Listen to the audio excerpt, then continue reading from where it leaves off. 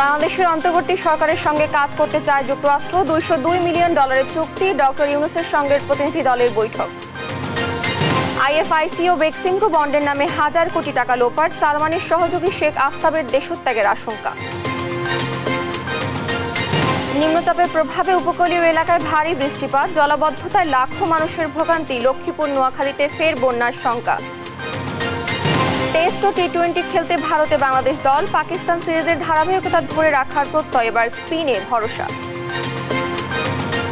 আমরা যদি আমাদের কাজটা ঠিকমতো করতে পারি অবশ্যই ভালো রেজাল্ট সম্ভব, but it is going to be very challenging. আমন্ত্রণ সংবাদ রাতে দেখছিলেন শিরোনামগুলো, সঙ্গে আছি আমি ডানা ইসলাম। এবার থাকছে বিস্তারিত। ডক্টর মোহাম্মদ ইউনূসের অন্তর্বর্তী সরকারের সঙ্গে কাজ করবে যুক্তরাষ্ট্র, জানালেন পররাষ্ট্র সচিব জসিম উদ্দিন। দুপুরে যুক্তরাষ্ট্রের রাজস্ব ও অর্থ বিভাগের সহকারী আন্ডার সেক্রেটারি ব্রেন্ট নেইম্যানের নেতৃত্বাধীন প্রতিনিধি দলের সঙ্গে বৈঠক শেষে সাংবাদিকদের এ কথা বলেন তিনি। জানান, আর্থিক খাত সংস্কারে বাংলাদেশকে $202 মিলিয়ন আর্থিক সহায়তা দেবে যুক্তরাষ্ট্র। মজহারুল ইসলামের রিপোর্টে দেখুন বিস্তারিত। অন্তর্বর্তী সরকারের দায়িত্ব নেওয়ার এক মাসের মাথায় বাংলাদেশ সফর করছে যুক্তরাষ্ট্রের উচ্চ পর্যায়ের একটি প্রতিনিধি দল। তারা বৈঠক করেছেন প্রধান উপদেষ্টা ডক্টর ইউনূস, পররাষ্ট্র ও অর্থ উপদেষ্টা সহ সরকারের ঊর্ধ্বতন কর্মকর্তাদের সাথে। বৈঠকে দেশের আর্থিক খাত সহ সরকারের নানামুখী সংস্কার নিয়ে আলোচনা হয়। এ সময় প্রতিনিধি দলটি যুক্তরাষ্ট্রের দেওয়া পূর্বের প্রতিশ্রুতি পালন সহ সহযোগিতা চালিয়ে যাওয়ার আশ্বাস পুনর্ব্যক্ত করেন। বৈঠকে অংশ নিয়ে অর্থ উপদেষ্টা ডক্টর সালেউদ্দিন আহমেদ জানান, বাংলাদেশকে দেওয়া আগের সব সহযোগিতা এবং স্বাক্ষরিত চুক্তি অব্যাহত থাকার পাশাপাশি আরও $202 মিলিয়ন সহায়তা দিবে যুক্তরাষ্ট্র। আর্থিক খাতে যেগুলি সহযোগিতা এগুলি দরকার সেটা, আর দ্বিতীয়ত বাণিজ্যের ক্ষেত্রে। বাণিজ্যে আমরা এক্সপোর্ট ডাইভার্সিফিকেশন এবং এক্সপোর্ট বা আমাদের বাণিজ্যের ব্যাপারে অন্যান্য কারিগরি সহায়তা বা বাজার এক্সপ্লোর করার এই সমস্ত আলোচনা হয়েছে। ওরা বলেছে আমরা ডেফিনিট কর্ম পরিকল্পনা নিয়ে আমরা এগুবো, এগুলো তারা এবার সহযোগিতা করার আশ্বাস দিয়েছে। প্রতিনিধি দলের সদস্য অঞ্জলি কৌর সাংবাদিকদের বলেন, বাংলাদেশের পরিবর্তিত পরিস্থিতিতে দায়িত্ব নেওয়া বর্তমান সরকারের সাথে সব ধরনের কাজ চালিয়ে যাবে যুক্তরাষ্ট্র সরকার। বর্তমান সরকার গণতন্ত্র, মানবাধিকার ও জনগণের স্বার্থে কাজ করবে বলেও আশা প্রকাশ করেন তিনি। Focused on an inclusive growth and prosperity for the people of Bangladesh. পরে সফররত মার্কিন প্রতিনিধি দলের সঙ্গে বৈঠক নিয়ে পররাষ্ট্র সচিব জসিম উদ্দিন সংবাদ সম্মেলনে জানান, শ্রম আইন সংশোধন, র্যাবের সংস্কার এবং রোহিঙ্গা ইস্যু সহ নানা বিষয়ে সরকারের অবস্থান নিয়ে প্রতিনিধি দলকে জানানো হয়েছে। ভারতের বিষয়ে আলোচনা হয়েছে কিনা এমন প্রশ্নের জবাবে সচিব বলেন, দ্বিপাক্ষিক স্বার্থ সংশ্লিষ্ট বিষয়ে ভারত বাংলাদেশ আলোচনা করতে পারে। যুক্তরাষ্ট্র সরকারের পক্ষ থেকে অন্তর্বর্তীকালীন সরকারের সঙ্গে কাজ করে যাওয়ার অঙ্গীকার তারা পুনর্ব্যক্ত করেছেন। সরকারের সংস্কার পরিকল্পনা সম্পর্কে তারা জানার আগ্রহ ব্যক্ত করেছেন এবং দ্রুততম সময়ের মধ্যে অর্থনৈতিক সংস্কারের বিষয়টি এই সরকারের বিশেষ অগ্রাধিকার বিবেচনায় আর্থিক খাত ও রাজস্ব খাতে সংস্কার, পরিবেশ, মানবাধিকার সুরক্ষা, রোহিঙ্গা মানবিক সহায়তা সহ নানা বিষয়ে আমরা আলাপ আলোচনা করেছি। প্রতিরক্ষা ও নির্বাচন ব্যবস্থা নিয়ে প্রতিনিধি দলের সাথে কোনো আলোচনা হয়নি বলেও জানান পররাষ্ট্র সচিব। মাজহারুল ইসলাম, দেশ টিভি, ঢাকা।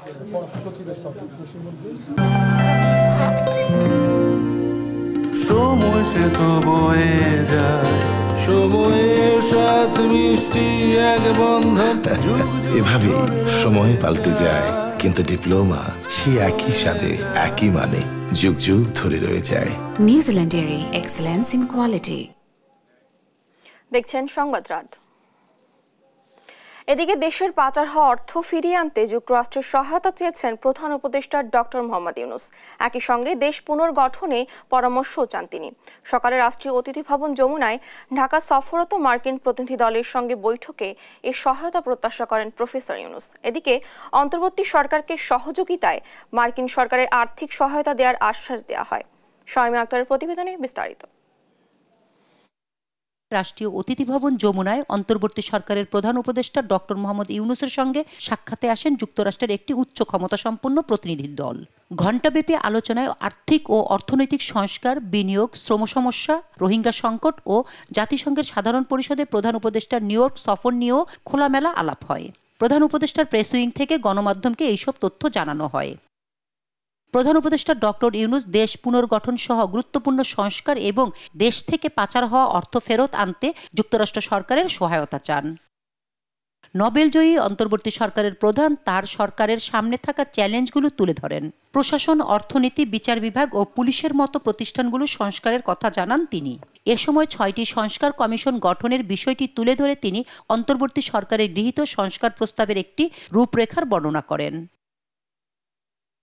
ছাত্র জনতার বিপ্লবের ইতিহাসে দেশের গুরুত্বপূর্ণ অধ্যায় উল্লেখ করে প্রধান উপদেষ্টা বলেন, বাংলাদেশে একটি নতুন যুগের সূচনা করেছে তারা। তার সরকার আগের স্বৈরাচারী শাসনের সঙ্গে জড়িত দুর্নীতিবাজ ব্যক্তিদের চুরি করা সম্পদ ফেরত পেতে প্রতিশ্রুতিবদ্ধ বলেও জানান ডক্টর ইউনূস। এ সময় মার্কিন অর্থ বিভাগের সহকারী সচিব ব্র্যান্ড নেইম্যানের নেতৃত্বে মার্কিন প্রতিনিধি দল অধ্যাপক ইউনূসের নেতৃত্বের প্রশংসা করেন। মার্কিন সরকার অন্তর্বর্তী সরকারের নেয়া সংস্কার উদ্যোগের জন্য প্রযুক্তিগত ও আর্থিক সহায়তা দিতে আগ্রহী বলেও জানান তারা। শামীমা আক্তার, দেশ টিভি, ঢাকা। সামরিক বাহিনী যুদ্ধক্ষেত্রে যে বুলেট ব্যবহার করে এমন একটি গুলি সিএমএইচ একজনের শরীর থেকে অপারেশন করে বের করা হয়েছে বলে জানিয়েছেন আন্তর্জাতিক অপরাধ ট্রাইব্যুনালের চিফ প্রসিকিউটর তাজুল ইসলাম। রোববার সকালে কোটা আন্দোলনে আহতদের দেখতে সিএমএইচ পরিদর্শন শেষে হাইকোর্ট প্রাঙ্গণে এসে একথা বলেন তিনি। জানান, তাজা আলামত সংগ্রহের লক্ষ্যেই তদন্ত সংস্থা ও প্রসিকিউশন টিম হাসপাতাল পরিদর্শন করছে। যাদের কাছে যা আলামত আছে, আহত ও নিহতদের স্বজন আছেন, সবাইকেই প্রসিকিউশনের তথ্য জমা দিতে অনুরোধ করেন তিনি। আগামী সপ্তাহের মধ্যে ট্রাইব্যুনাল পুনর্গঠন হবে বলেও আশাবাদ জানান চিফ প্রসিকিউটর।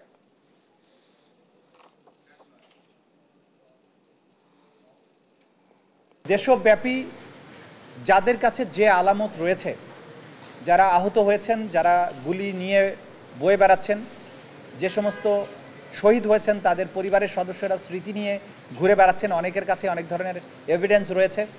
কেউ কেউ মামলা করেছেন, কেউ কেউ এখনও মামলা করেননি। যারা মামলা করেছেন তারা এবং যারা এখনও মামলা করেননি তারাও, সবাইকে আমরা আহ্বান জানাচ্ছি আন্তর্জাতিক অপরাধ ট্রাইব্যুনালের প্রসিকিউশন টিমের কাছে আমরা যে ডেস্কটা ওপেন করেছি সেখানে এসে আপনাদের এই তথ্যগুলো আমাদের কাছে দিয়ে যাবেন।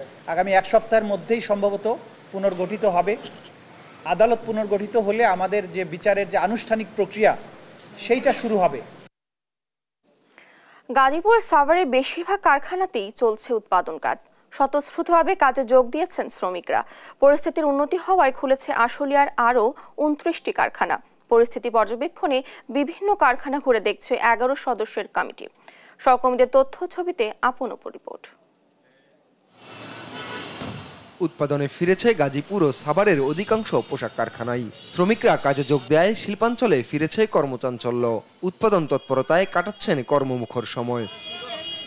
পরিস্থিতির উন্নতি হওয়ায় খুলেছে আশুলিয়ার আরও 29টি কারখানা। তবে এখনও শ্রম আইন অনুযায়ী 18টি পোশাক কারখানা বন্ধ আর সাধারণ ছুটি চলছে 2টিতে। সকাল 8টা থেকেই উৎসাহ নিয়ে কাজে যোগ দিতে দেখা যায় শ্রমিকদের। তারা জানান, কারখানা বন্ধ থাকলে নিজেদেরই ক্ষতির মুখে পড়তে হয়। আমরা তো চাই না যে গার্মেন্টস বন্ধ হোক, আমরা সবাই চাই কাজ করতে। এখন সবাই যা আছে আমরাও তাই চাই।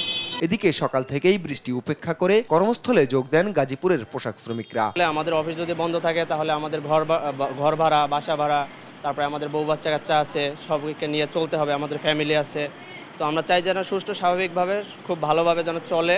আমরা পেটের দায়ে এখানে আসতে আমরা কোনো আন্দোলন চাই না। আমাদের এখানে যেভাবে আছে আমরা বেতনাদি সব কিছু সুষ্ঠুভাবে পাই এবং আমাদের শ্রমিকরা সুন্দরভাবে সুষ্ঠুভাবে কাজ করে যাবে। আমরা চাই যে শিল্প কারখানা না বন্ধ হয়। নিরাপত্তা নিশ্চিতে কারখানার নিজস্ব কর্মী ছাড়াও মোতায়েন আছে শিল্প পুলিশ। এখানেও বন্ধ আছে কয়েকটি কারখানা। আমাদের শ্রমিকরা ভালো চায়, যে ভালোভাবে কাজ করতে চায়। শ্রমিকরা ফেরত চায় না, হাঙ্গামা চায় না। এদিন শ্রমিক অসন্তোষ নিরসনে 11 সদস্যের পর্যবেক্ষণ কমিটি আশুলিয়ার কয়েকটি পোশাক কারখানা পরিদর্শন করে। কথা বলেন মালিক, শ্রমিক সহ পোশাক খাত সংশ্লিষ্টদের সঙ্গে। আশুলিয়ায় আপনারা জানেন বেশ কয়েকদিন ধরে শ্রম অসন্তোষ চলছে।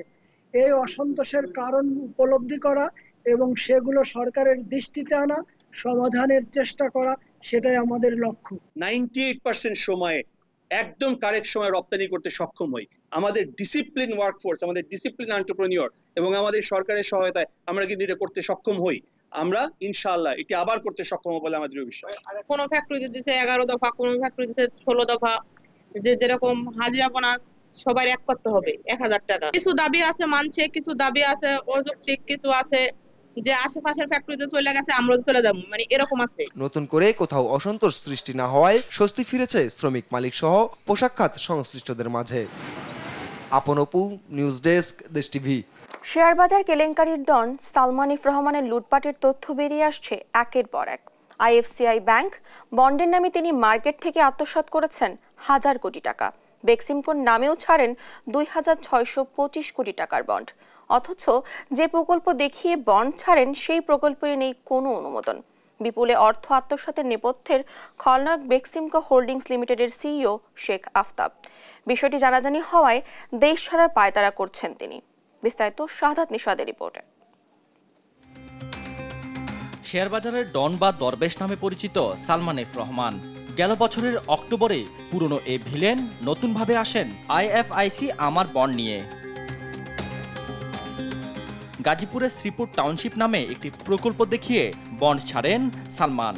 150 একর জায়গায় প্রায় 18,000 অ্যাপার্টমেন্ট ও সুবিশাল শপিং মল নির্মাণের কথা বলে শুধু প্রথম পর্যায়ে বন্ড থেকে 1000 কোটি টাকা তুলে নেন তিনি। এ বন্ডের মূল মাস্টারমাইন্ড বেক্সিমকো হোল্ডিংস লিমিটেডের সিইও শেখ আফতাব আহমেদ। শ্রীপুর টাউনশিপের মায়ানগর প্রজেক্টের বেশিরভাগ জমি কিনে দিয়েছিলেন এই আফতাব। কি আছে এই প্রকল্পে যার শেয়ার ছাড়ার কিছুদিনের মধ্যেই সব বিক্রি হয়ে যায়, সেই প্রকল্প দেখতে এবার গাজীপুরের দেশ টিভি। মায়ানগর মূল প্রকল্পে গিয়ে মেলে চাঞ্চল্যকর তথ্য। 150 একর জায়গা নিয়ে প্রকল্পটির 72 একরই দখল করা। এর চেয়েও বড় অনিয়ম, প্রকল্পটিরই নেই কোনো অনুমোদন। অনুমোদনহীন এই প্রকল্পের কথা বলেই কয়েক কোটি টাকা নিজের পকেটে পুরেছিলেন এই আফতাব। মূলত সালমান এফ রহমানের অর্থ লোপাটে বন্ডের ধারণা দিয়েছিলেন তিনি। একই প্রকল্প দেখিয়ে চলতি বছরের এপ্রিলে দ্বিতীয়বার বন্ড ছাড়েন সালমান আফতাব চক্র। এবার নাম দেয় বেক্সিমকো বন্ড। 2625 কোটি টাকার এই বন্ড থেকে পাওয়া অর্থ মায়ানগর প্রকল্পে ব্যয় হবে বলে প্রচারণা চালায় তারা।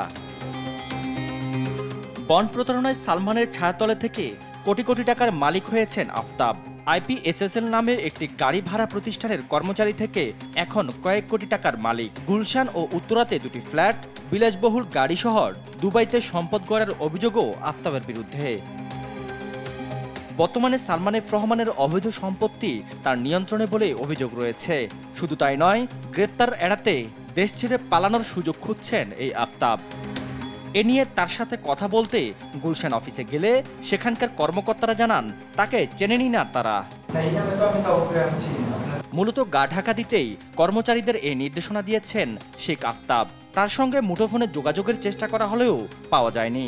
এদিকে সালমান এফ রহমানের সম্পত্তি ভোগ দখল করতে বেক্সিমকো হোল্ডিংসের বেশ কয়েকজন কর্মকর্তাকে চাকরিচ্যুত করার অভিযোগও আছে সিইও আফতাবের বিরুদ্ধে। শাহাদাত নিশাদ, দেশ TV, Dhaka. Mr. Noodles, amazing taste. Mr. Noodles, enjoy the best. দেখছেন সংবাদ রাত। সরকারি এবং আধা সরকারি প্রতিষ্ঠানে মুক্তিযোদ্ধা কোটায় নিয়োগ প্রাপ্তদের তালিকা হচ্ছে বলে জানিয়েছেন মুক্তিযুদ্ধ বিষয়ক উপদেষ্টা ফারুকী আজম। মুক্তিযোদ্ধা না হয়ে সুবিধা গ্রহণ করা শাস্তিযোগ্য অপরাধ বলেও জানান তিনি। বিস্তারিত জান্নাতুল মোহনার প্রতিবেদনে। রোববার সচিবালয়ের নিজ দপ্তরে সাংবাদিকদের সঙ্গে নানা ইস্যুতে কথা বলেন মুক্তিযুদ্ধ বিষয়ক উপদেষ্টা ফারুকী আজম। জানান, যাদের মুক্তিযোদ্ধা কোটায় চাকরি হয়েছে তারা প্রকৃত মুক্তিযোদ্ধার সন্তান কিনা তা খতিয়ে দেখা হচ্ছে। সেখানে যাদের চাকরি হয়েছে তারা প্রকৃত মুক্তিযোদ্ধার সন্তান কিনা আর ন্যায্যভাবে হয়েছে কিনা বিষয়টি আপনাদের কাছে উপস্থাপন করব। ভুয়া মুক্তিযোদ্ধা শনাক্তে তালিকা পর্যালোচনার কথাও জানান উপদেষ্টা। জানান, মুক্তিযোদ্ধা ইস্যুতে 3700 মামলা ঝুলে আছে। ভুয়া মুক্তিযোদ্ধারা জাতির সাথে প্রতারণা করছে জানিয়ে তাদের বিরুদ্ধে ব্যবস্থা নেওয়ার হুঁশিয়ারিও দেন তিনি। কেন নেব না, এটা তো জাতির সাথে প্রতারণা হয়েছে। যদি কেউ মুক্তিযোদ্ধা না হয়ে মুক্তিযোদ্ধা সুবিধাদি গ্রহণ করে থাকে, এটা তো শাস্তিযোগ্য অপরাধ, এটা তো প্রতারণা করেছে জাতির সাথে।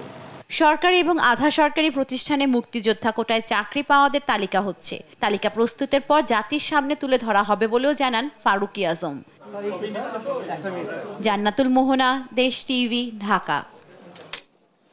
বাংলাদেশের সম্ভাবনা কাজে লাগাতে মুক্ত বাণিজ্য চুক্তি নিয়ে এগিয়ে যাওয়ার পরামর্শ দিয়েছে মালয়েশিয়া। তবে দুই দেশের অর্থনীতি ও বাণিজ্যের শক্তি ও দুর্বলতা চিহ্নিত করে কাজ শুরু করা যেতে পারে বলে মনে করে বাংলাদেশ। ইফতেখার রেজা রিপোর্টে দেখুন বিস্তারিত। কয়েক দশক ধরেই বাংলাদেশের বড় শ্রমবাজার হিসেবে বিবেচিত মালয়েশিয়া। দেশটিতে বর্তমানে প্রায় 13 লাখ বাংলাদেশি কর্মরত আছেন। গেল আগস্টে মালয়েশিয়া থেকে 250 মিলিয়নেরও বেশি রেমিটেন্স এসেছে। এমন পরিস্থিতিতে দুদেশের সম্পর্ক নিয়ে সেমিনার আয়োজন করে Bangladesh institute of international and strategic studies. এতে মালয়েশিয়ার সঙ্গে বাণিজ্যিক সম্পর্ক উন্নয়নের পাশাপাশি শ্রম অভিবাসন, প্রযুক্তি, শিক্ষা সহ বিভিন্ন খাতে পারস্পরিক সহযোগিতার বিষয়টি তুলে ধরেন বক্তারা। পররাষ্ট্র মন্ত্রণালয়ের অতিরিক্ত সচিব জানান, দুদেশের সম্ভাবনাময় খাতগুলো নিয়ে পরিপূর্ণ বিশ্লেষণ করে মুক্ত বাণিজ্য নিয়ে কাজ করা যেতে পারে। স্বাস্থ্য শিক্ষা বিনিময় এখন অতি প্রয়োজনীয় অনুষঙ্গ, যা দুই দেশের অংশগ্রহণে বিষয়গুলো সহজ হতে পারে। তা হবে জনগণের জন্য সস্তা ও সহজলভ্য এবং দেশ দুটির জন্য হবে লাভজনক। বাংলাদেশের জন্য মালয়েশিয়ার শ্রমবাজার উন্মুক্ত উল্লেখ করে দেশটির হাই কমিশনার জানান, আগামীতেও সহযোগিতা ও সাংস্কৃতিক বিনিময় অব্যাহত থাকবে। রোহিঙ্গা ইস্যুতে আন্তর্জাতিক পরিমণ্ডলে আলোচনা চলছে বলেও জানান তিনি। আমরা বাণিজ্যিক ভিত্তিক জাতি, আমরা মানব পাচার নিয়ে যথেষ্ট সচেতন। আমাদের বাণিজ্যিক কোম্পানিগুলো বিষয়টি নিয়ে সচেতন। কোভিড-19-এ প্রবাসী শ্রমিকদের দেশে প্রেরণের জন্য কোম্পানিগুলো বিমানের ব্যবস্থা করেছিল, আর আমার সরকার রোহিঙ্গাদের জন্য কাজ করছে। তবে মানব পাচার রোধে ভিসা নীতি কঠোর করা হয়েছে বলেও জানান হাই কমিশনার। ইফতেখার রেজা, দেশ টিভি, ঢাকা। বঙ্গোপসাগরে সৃষ্ট গভীর নিম্নচাপের প্রভাবে সারা দেশে ঝরছে বৃষ্টি। উপকূলীয় জেলাগুলোতে টানা 2 দিনের ভারী বৃষ্টিতে দেখা দিয়েছে জলাবদ্ধতা। এতে বিপাকে পড়েছেন পানিবন্দী লাখো মানুষ। সহকর্মীদের পাঠানো তথ্যচিত্রে আপনপুর ডেস্ক রিপোর্ট। বঙ্গোপসাগরে নিম্নচাপের কারণে গেল 2 দিনের টানা বৃষ্টিতে নোয়াখালীতে ফের দেখা দিয়েছে জলাবদ্ধতা। চরম বিপাকে পড়েছে সব শ্রেণী পেশার মানুষ। নোয়াখালীতে প্রভাবশালীরা যে পরিমাণ সরকারি জমি দখল করে স্থাপনা তৈরি করে প্রতিবন্ধকতা সৃষ্টি করেছে, সেখানে আমাদের জলাবদ্ধতা সৃষ্টি হওয়ার মূল কারণ। এখানে ড্রেনেজ ব্যবস্থাটা একে নাই তো একে পরিকল্পিতভাবে যা আছে তাও পরিকল্পিত ড্রেনেজ ব্যবস্থা, এগুলা কোনো রকমের তদারকি নাই, কোনো সংস্কার নাই, রিপেয়ারিং নাই। জেলায় পানিবন্দী অন্তত 12 লাখ মানুষ। আশ্রয় কেন্দ্রে রয়েছে অন্তত 50,000 বানভাসী। টানা বৃষ্টিতে অবনতির সংখ্যা দেখা দিয়েছে জেলার বন্যা পরিস্থিতির। টানা বর্ষণে তলিয়ে গেছে বরিশালের নির্মাঞ্চল। 2 দিনের টানা বৃষ্টিতে নগরীর বিভিন্ন এলাকায় জমেছে হাঁটু পানি। এমন পরিস্থিতি বটতলা থেকে চৌমাথা সড়ক, বগুড়া রোডের একাংশ ও রাজাবাহাদুর সড়ক এলাকার। এতে দুর্ভোগ পোয়াচ্ছেন প্রয়োজনের তাগিদে বাইরে বের হওয়া মানুষ। চৌমাথা সিএনবি রোড সংলগ্ন কারিগরি প্রশিক্ষণ কেন্দ্র, শহীদ আব্দুর রব সেরনিয়াবাদ টেক্সটাইল ইঞ্জিনিয়ারিং কলেজ ও বিএম কলেজ সহ বিভিন্ন শিক্ষা প্রতিষ্ঠানেও দেখা দিয়েছে জলাবদ্ধতা। হ্রদে পানি ধারণ ক্ষমতার সর্বোচ্চ পর্যায়ে পৌঁছালে রাঙ্গামাটি জেলার লংগদু, ননিয়ারচর, বাঘাইছড়ির নিম্নাঞ্চলে জলাবদ্ধতা সৃষ্টি হয়েছে। পানিবন্দী অন্তত 9,000 মানুষ। সবচেয়ে বেশি দুর্ভোগে পড়েছেন নিম্নআয়ের মানুষ। আমরা অনেক কষ্টে আছি, বাচ্চা কাচ্চা নিয়ে ঘরে বসে থাকি সারাদিন, রাস্তাঘাট সব ডুবা, কোনো দিকে যাইতে পারতেছি না, আইতে পারতেছি না। আমাদের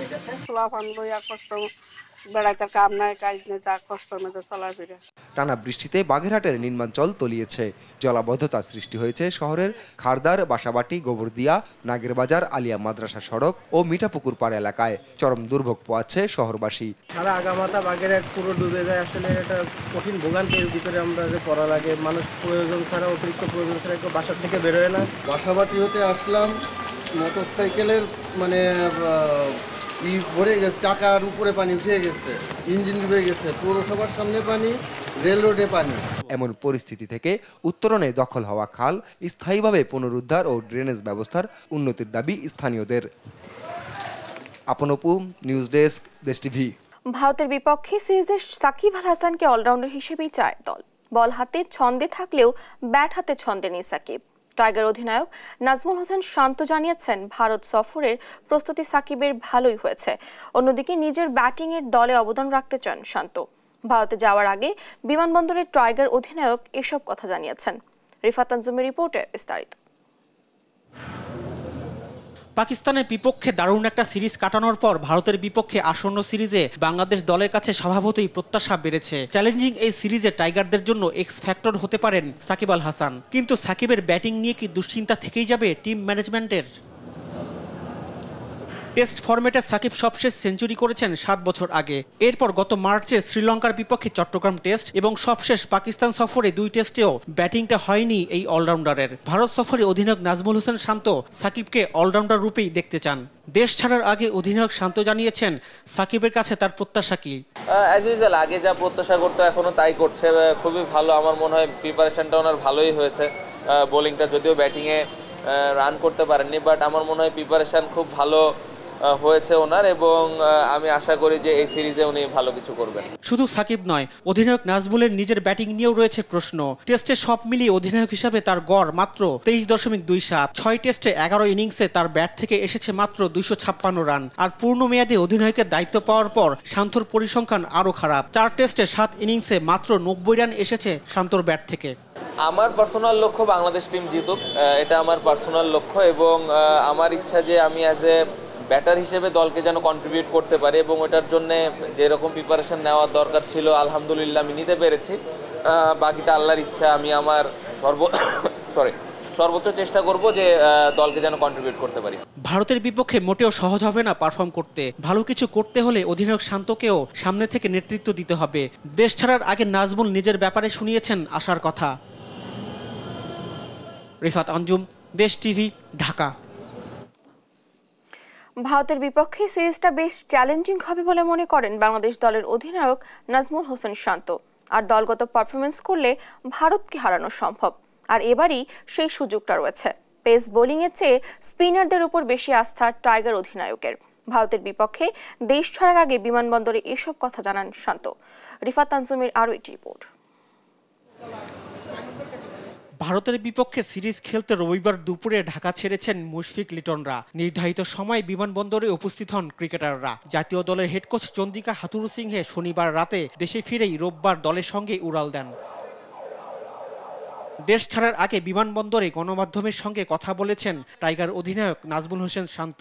জানিয়েছেন জেতার পরিকল্পনাই থাকবে, তবে ভারতের মাটিতে চ্যালেঞ্জটা মোটেও সহজ হবে না। প্রত্যেকটা সিরিজে একটা অপরচুনিটি। আমরা 2টা ম্যাচে জেতার জন্য খেলবো, এবং জেতার জন্য যে জিনিসগুলো ইম্পর্টেন্ট, প্রসেসটা ইম্পর্টেন্ট। সো আমাদের লক্ষ্য ওটাই থাকবে যে আমাদের কাজটা আমরা ঠিকমতো করতে পারছি কিনা। সো আমরা যদি আমাদের কাজটা ঠিকমতো করতে পারি অবশ্যই ভালো রেজাল্ট সম্ভব, but it is going to be very challenging. Spinner Shakib মিরাজের অভিজ্ঞতায় আস্থা রাখছেন শান্ত। আর পেসাররা দারুণ ফর্মে থাকলেও প্রতিপক্ষের অভিজ্ঞতায় পিছিয়ে আছে তারা। স্পিনারদের যে কোনো কন্ডিশনে ভালো বোলিং করার মতো সক্ষমতা রয়েছে, যেটা দলের জন্য ইতিবাচক। স্পিনারদের আমাদের খুব ভালো এক্সপেরিয়েন্স আছে, যে কোনো কন্ডিশনে বল করার ওই অ্যাবিলিটিটা আছে। সো আমি এতটুকু বলতে পারি, পেসার, স্পিনার এবং ব্যাটসম্যান যারাই খেলবেন এই সিরিজটা, প্রত্যেকটা প্লেয়ার 100% দিবেন, এবং আমি বিশ্বাস করি যে 5 দিন যদি আমরা ভালো ক্রিকেট খেলতে পারি তাহলে খুব এক্সাইটিং একটা ম্যাচ হবে। আগামী 19 সেপ্টেম্বর চেন্নাইয়ে প্রথম টেস্ট দিয়ে শুরু হবে বাংলাদেশ দলের ভারত সফর। সফরে 2টি টেস্ট ও 3টি টি-20 খেলবে বাংলাদেশ। রিফাত আঞ্জুম, দেশ টিভি, ঢাকা। 5 ম্যাচ সিরিজের তৃতীয় টি-20 ম্যাচে শ্রীলঙ্কা এ দলকে 10 রানে হারিয়েছে বাংলাদেশ এ দল। ফলে টানা 3 জয়ে 2 ম্যাচ হাতে রেখে সিরিজ নিজেদের করে নিয়েছে টাইগার্সরা। সিংহলী স্পোর্টস ক্লাবে মাঠে টস জিতে প্রথমেই ব্যাট করতে নেমে খুব একটা সুবিধা করতে পারেনি সফরকারীরা। 9 উইকেটে 97 রানে থামে রাবিয়া খানদের ইনিংস। দিলারা আক্তার করেন সর্বোচ্চ 26 রান। জবাব দিতে নেমে খুব একটা সুবিধা করতে পারেনি স্বাগতিকরা। নির্ধারিত 20 ওভারে 8 উইকেট 87 রান তুলে দেয় তারা। ফলে 10 রানে ম্যাচ ও সিরিজ নিশ্চিত করে বাংলাদেশ। সিরিজের প্রথম ম্যাচে 7 উইকেট ও দ্বিতীয় ম্যাচ 104 রানে জিতেছিল বাংলাদেশ এ দল।